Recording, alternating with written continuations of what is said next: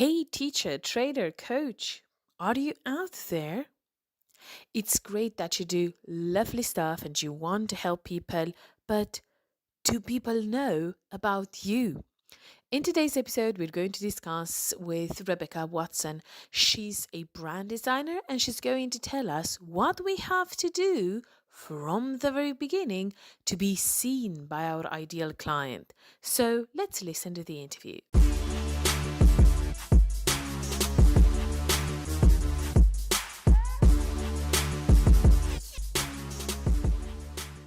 Hello, Rebecca. It's great to have you here today. Tell us a bit about yourself. Yeah, so my name is Rebecca Watson, and I am the creative director of Rebecca Watson Brand Designer. So basically, my job is to help women, especially. I do sometimes help men as well, but I love to work with women in business.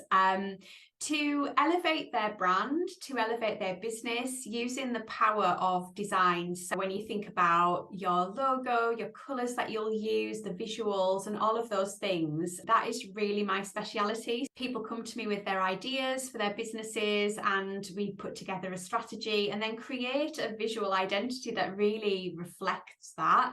I've run my own business, my own studio for 9 years now.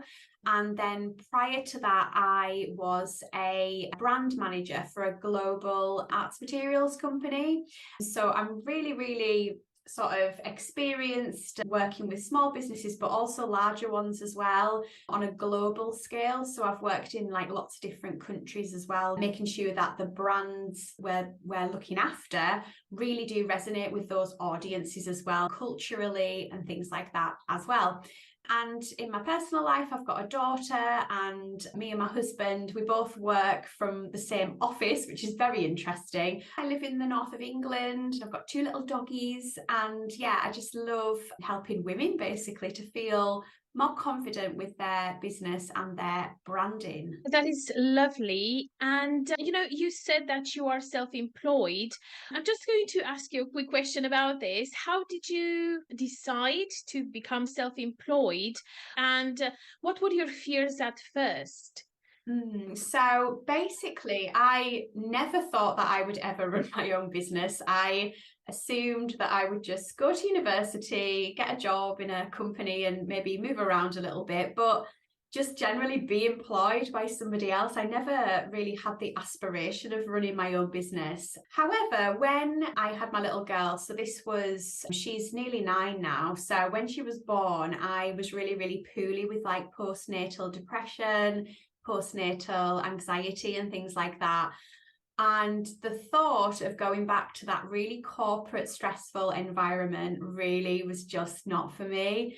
And I didn't feel very welcome going back either. So before I left, the company was going through some restructuring anyway.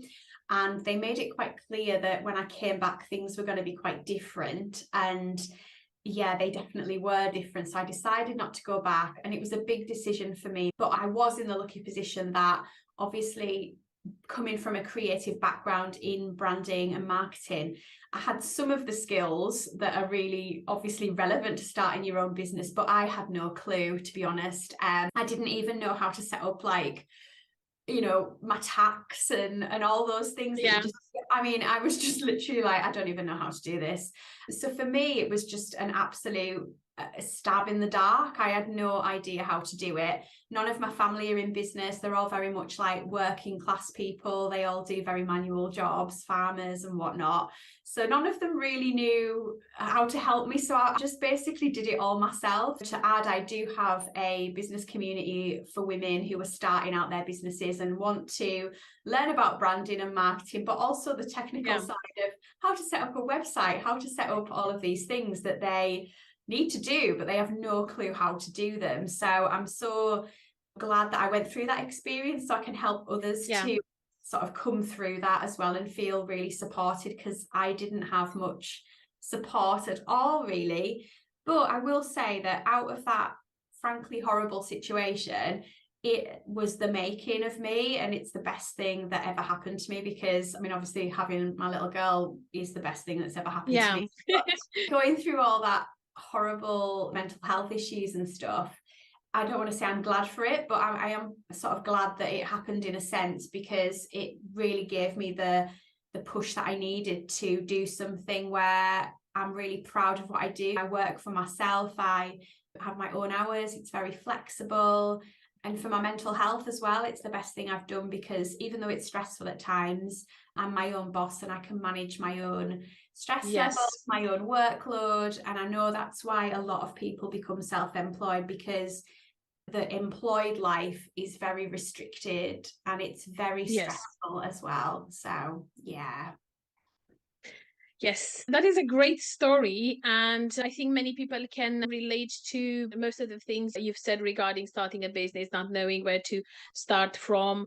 So today I'd like to discuss to you about the idea of branding and personal branding and why it is important. Now, you are self-employed, I'm self-employed, and we can also be small businesses at the end of the day, but we are the people running the show, let's say. Yeah. So personal branding is quite important nowadays, and people normally think about logos, fonts, and that's it. That's the branding that we have to do. What is actually branding? As you said, people often think that branding is the visual side of business, and that is quite a big part of it, obviously. But I always say that your branding is what people say about you when you're not in the room. So it's the things that you want to be known for, the values that you hold, your personality, and all of those things. And it's really important to get to the sort of nub of why you do the things that you do, because people want to know who you are, and that's why it's called personal branding. Because we run our own businesses, we are very much at the forefront of our businesses, so we can't really hide that much behind visuals. So I know a lot of people like to just have a logo for their business profile because they don't want to put their face out there. But what I would say is I'd always recommend doing that, because people buy from people essentially. They want to know who you are, especially with something, you know, like working as a teacher. For example, if you're a teacher, you're going to be working with the people one-to-one, face-to-face, quite a lot of the time. And that's how you stand out from other people, Yeah. because there's lots of people doing, for example, if you're a French teacher or something like that, there's lots of other French teachers in the world. So how do they pick a French teacher for themselves? Well, they pick the person that personally they resonate with. They pick the Yes. person that they think will do a good job, is friendly. You don't want to spend that much time with somebody who you don't particularly like. You have to get that across to your audience, basically. And it's my job to look at all of those things, because I work with a lot of solo businesses, a lot of consultants, a lot of people that do one-to-one work with clients. So my big job is to find out how they can stand out from their competitors. And it might be something as simple as just telling their story. So you asked me what my story was when I started my business, and a lot of my clients come to me because they resonate with something that I've said. So that's where your own personal branding comes in. You know, some people don't like to share, and that is absolutely fine. There's no pressure on anybody to share everything, but it's nice to share things that you feel would resonate with your target audience. So if you know who they are, you'll know what they want to hear from you as well. And that's just another way of connecting to your audience and really just building up that brand persona of who you are, why you do the things that you do, and why you're passionate about the business that you run as well. Because I think that that passion is really infectious, and it will make people excited to work with you as well. Just to kind of like go back, it's not necessarily the visuals, that's one small part of it. Yeah. It's how you speak, it's the photography that you might use in your business, even things like what you wear in like brand photography and stuff like that. You might get a little photo shoot done and just have a few headshots. What you wear is really important as well, to show a bit of your personality. If you work very corporate, you might want to wear like something a bit, you know, suity. But if you're more creative, then you might wear something a bit more colourful that really reflects your brand personality as well. So there's lots that goes into this sort of, I call it like a branding cake. I always think that cake, like baking a cake is a really good analogy, because Yeah. all these ingredients, you've got the skill that goes into it. And then I always say that the logo and the identity is like the icing on the cake. It's the thing that makes it come together and look pretty, and people go, wow, I'm really drawn to that. That's why I always use that analogy, and I love cake. So Yes, who doesn't? Who doesn't? cake. Now, most of our target audience here is formed of teachers, trainers, or coaches Yeah. who have this desire of starting their own businesses, whether as freelancers, like solopreneurs, or small businesses. What should they first do in terms of branding? Do you have some tips for complete beginners? Because I know when I first heard of this idea of branding, I knew I wanted a logo, as I was saying earlier, and some fonts, Yeah. and I actually didn't even think about the font. I only thought about the logo, and I It's didn't okay. think about anything else. Someone told me you need to have your logo on all the papers that you send out, on all emails and everything, and I thought that was it. But if they want to grab attention, what should they be doing first? So I think first and foremost, it's really, really important to sit down and really have a think about who it is that you want to work with, first of all. And it is very difficult when you first start your business, because you're like, well, I just need work. I just want to work with everyone. So Yeah. you try and like please everyone. You try and you become a little bit bland, almost a little bit of a vanilla brand. That's what I would call it, because everyone likes vanilla. You want to really start thinking about who it is you'd like to work with. So that's what I always say. It's not who you're currently working with, who you'd really dream of working with, basically. Sit down, work out who they are, what kind of person they are, certainly where they hang out on social media. Like, do they use social media? Because that's really important to figure that out. And what they want from you as well. What problem do you solve for them? Because that will really form the basis of what your brand is. And then when it comes to the identity part, so this is me just skimming over lots of things, but Yeah. this is like the most important thing. And then when it comes to the identity part, a lot of people come to me and they've just started the business and they're like, right, I want everything done. And I often say it's better to have been in business a little bit before you really sort of start working with a brand designer, because sometimes your business can change a little bit when you're first growing as a business. Like for yourself, like, you thought your business might do one thing, and then sometimes it'll change and then it'll do something different. And if you've Yeah. based your identity on that, it's like suddenly you're going to have to spend this money to change it. So it's better to wait until things are a little bit settled. So in terms of like a logo, colors and things like that, for example, I have a series of masterclasses, because I think you've done my brand course, haven't you? Because I think you Yes. didn't you Yes. win it in like a competition that we did or something. Yes. Something like that, like looking on YouTube and thinking about colors and fonts and things like that, because they do reflect who you are as a business. So for example, if you were so what kind of like coaches and teachers do you help? What would be an example of one? Just so I can come up with something on the spot in terms of. So normally it would be English language teachers teaching English as a foreign language to Yeah. mostly adults. Yeah. So working with expats or going and work these. Yeah. So So you'd want teaching yeah. so you would want an identity that was probably quite not traditional, but definitely something that was quite smart and almost business-like, because you are trying to, you'll probably be working with people who perhaps work overseas or do quite corporate jobs that need to learn a different language so that they can then work in those fields and things like that. For example, if you were a French teacher for children, that would be different again. It would be something that was perhaps a Yeah. little bit more fun, a little bit more friendly and things.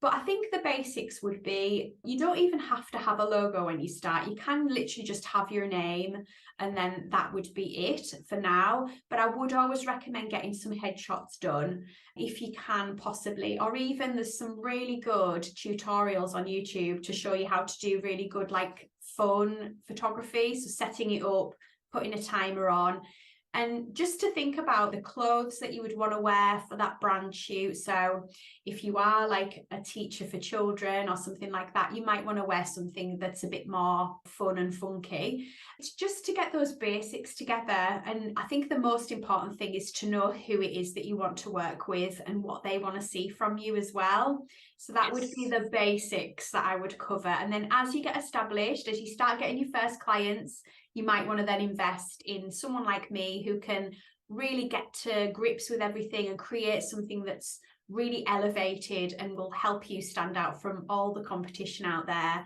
and really get your business at the forefront of everyone's minds, basically, when they're looking for somebody to teach them. So many people nowadays target social media. What's the connection between branding and social media, LinkedIn, Facebook, TikTok, and all the others, Instagram? So it's a really good mechanism for you to be able to basically get your message out there, the things that you're doing, and your brand personality as well. So, for example, you might want to look at your audience and your target audience and where it is that they're going to be. They might very well not use Instagram. They might use TikTok, or they might use LinkedIn, or a bit of a mix of all of them. I always say don't bog yourself down and use every single social media platform because it can get really stressful. However, if there is a place that you know that they are, then definitely use that platform to put things like testimonials out there with people you've worked with already, client stories, the types of offers that you have. For example, you might have like a special offer on buy 5 lessons and get the 6th one free or something like that, using it in a way that really gets people to know who you are, what you do, and how they can work with you as well. I use social media a lot for my business. I wouldn't have a business without social media, and I use it to tell my story. I do tell the story of how my business started quite a lot because I know that it helps others in a similar position. And because Yeah. my business membership is for women who are just starting out their business and they want to learn about branding and have my support, it resonates with them as well. So I do tell that story a lot because it just helps to connect with other women.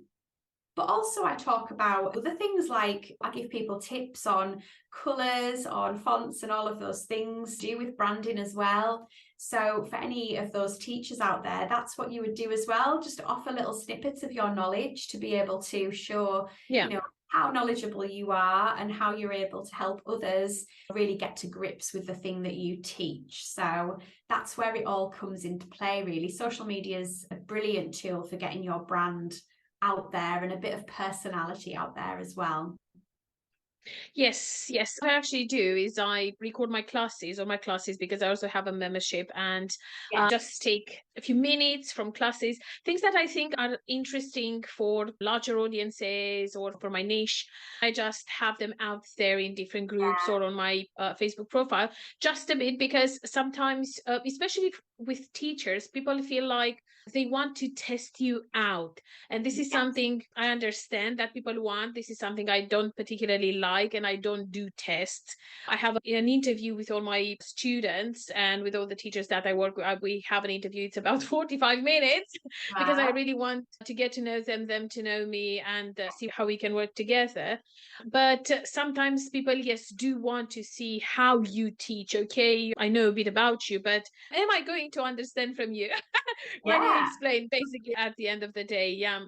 So you were talking about your membership, Yes. and can you tell us a bit more, if anyone would like to join, especially people who are just starting out, how can they join the membership?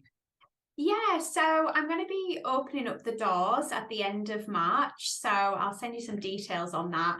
And I started it back last year, and I currently have 22 members. And all of them have small businesses. So they're all very much a lot of them are at the start of the journey. I have a training portal where I've got lots and lots of tutorials on how to do all the things we've just discussed, work out your target market, how to work out your business mission, how to do a brand strategy, and things, really practical things like how to set up an email list and all of these marketing things as well that people don't necessarily have much experience in, because Yeah. it's so new to them.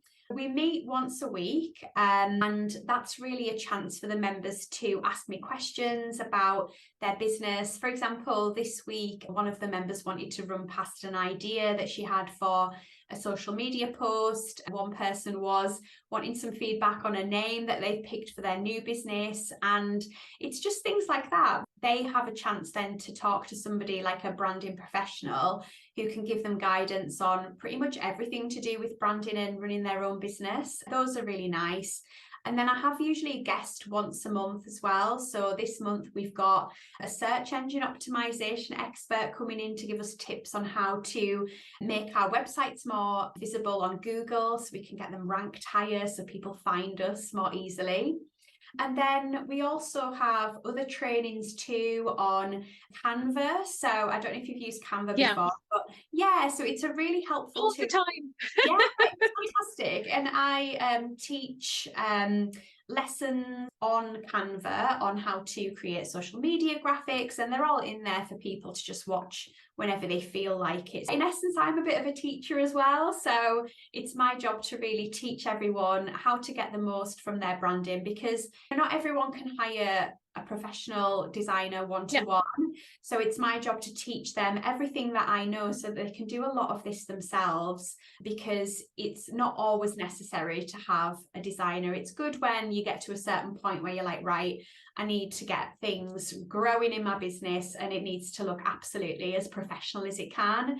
But it's very much my belief that you can learn a lot of this stuff yourself. And then, for example, we did a social media graphic and they popped it in the group because we have like a private community as well, which is lovely.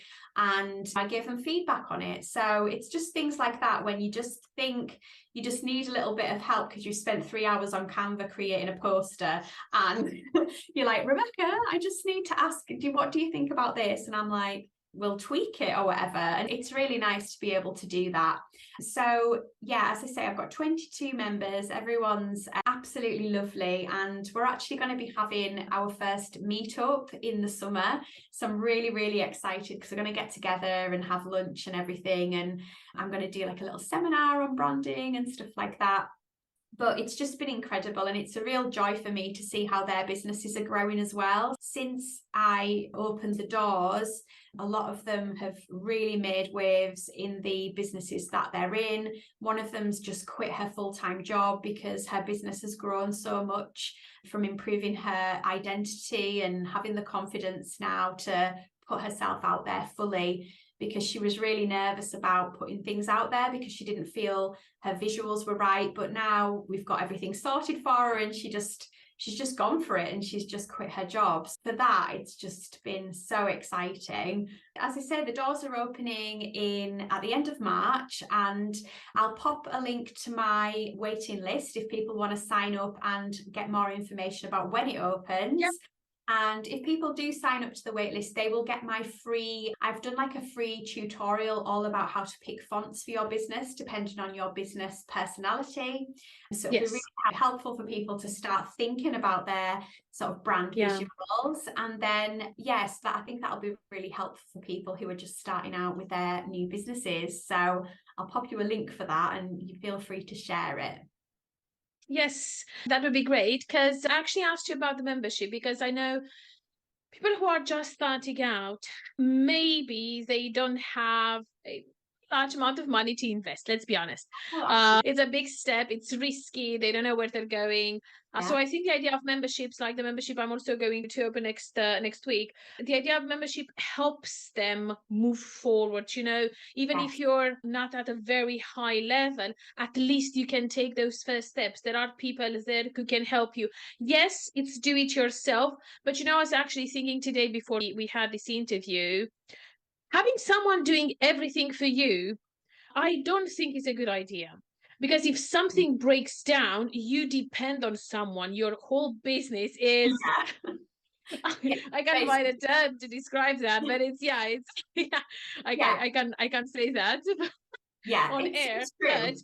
But so I think all the the memberships and all these tutorials and do it yourself, learn how to do it. They're also going to be quite in handy when you grow your business, because once you have your employees, at one point you'll have to grow. So Yeah. maybe not in the first year, 2 years, 3 years, but at one point you have to grow. And how to do things is going to help you with your employees, and whatever you're going to do Yeah. afterwards, you're going to be able to control them, to teach them, they're going to trust you. And not forgetting that it's quite interesting in my membership, particularly the amount of people who now work with each other, because everyone's a business owner and everyone's got something that they do. I've got an accountant in there and she's now working with a couple of the people doing their accounts. I've got a photographer and she's done a lot of brand photography for the other members that are nearby. And I think we forget that we join these memberships for ourselves, but it's a really good way of meeting other people that you could potentially work with or who have experiences in a similar way to you, and you can share your experiences. And we've got a lot of people in there who have young children, and us who've got like the older children really supporting the people who have the younger children. They're running their businesses and it's really stressful when you've got toddlers and everything. And then we're sort of helping them personally as well as professionally. With my community, it's a very special community, and I always feel I've opened the doors for twice now, and both times, well, for the second time, I was like, I need to really make sure that these women fit with the people that are in there, because I need to make sure that everyone feels really safe, and it's still a very safe space for people to share, not just professionally, but personally as well. And I'm glad that I've managed to maintain that with the 22 members that I've got. So you're not automatically in, if that makes sense. I always vet everybody to make sure that everyone's going to fit, and it's going to be a nice atmosphere to learn and to grow as a business as well. But yeah, I've been very lucky that everyone's been lovely so far. So yeah, it's really nice. Yeah. The membership I'm going to open the doors to next week is called the Badass EDUpreneur, because it's related to education. Yeah. Networking membership. I'm probably going to change maybe membership to community, because first of all, it's a community. It's a group of people coming together to work together to learn. And then, yes, it's the networking part. You can help each other, but it's more like a community, more like a, I don't know if a second family, but you do grow to be quite close to people. Yeah. It does This feel is how we met, in a community like this. Yeah, absolutely. And I think that you get what you give in communities. So I always say to people when they join a community, it's always really important to get to know people and take part in conversations and things like that, because networking now is very, very different. So when I started my business, I had to go to networking events like where I lived and further afield. And it felt it was quite a difficult thing, because I was leaving my baby at home to go to like these networking things that were quite boring usually. But when you go now online to network, it's much easier, because you can kind of dip in and out, and you could be making your dinner at night and you can be taking part in a video or something like that. It's very flexible. And I think being part of a membership is really, really nice because of that community thing. You never feel like you're alone if you ever have any struggles when it comes to, because business and personal life, when you are self-employed, is very much interlinked, isn't it? Let's face it. If you're having a hard time in personal life, it really does impact on your business as well. So if you're in a community, it's always a good idea to lean into it, to share and get that sort of support that you need. So I'm really a big fan of communities, and I'm so glad that we're able to do that now, especially after the pandemic. People were more used to doing things online, and I think it's been amazing for a lot of people's businesses. Obviously, I'd rather that hadn't have happened, but it's nice that we're now all able to, I would never have met you probably if the whole pandemic thing hadn't have happened, because people are more likely to be online, aren't they? So, and I think as well, I know we were talking a bit about like being introverts, and I am an introvert, weirdly. I can do things like this, or I can go to networking, but then later on I like have to have like time on my own. Time off. Yeah. So it's much easier to do that from home. So if you have to go to a Yes. networking event, then you have to get home, and then you're tired and you're cranky because you've had too much stimulation. So I think doing things online is much nicer for us who are introverts and need that alone time as well. Yeah. So Yeah. yeah. So it has been lovely talking to you today. Thank you for accepting this interview. We'll be waiting for the links, and I hope people Yeah. are going to come and visit the page and learn a bit more about your membership and what you do. And at one point, if they actually need help, now they know where they can go for help regarding branding, Absolutely. personal branding, and everything. Thank you so much for having me. It's been lovely. Thank you.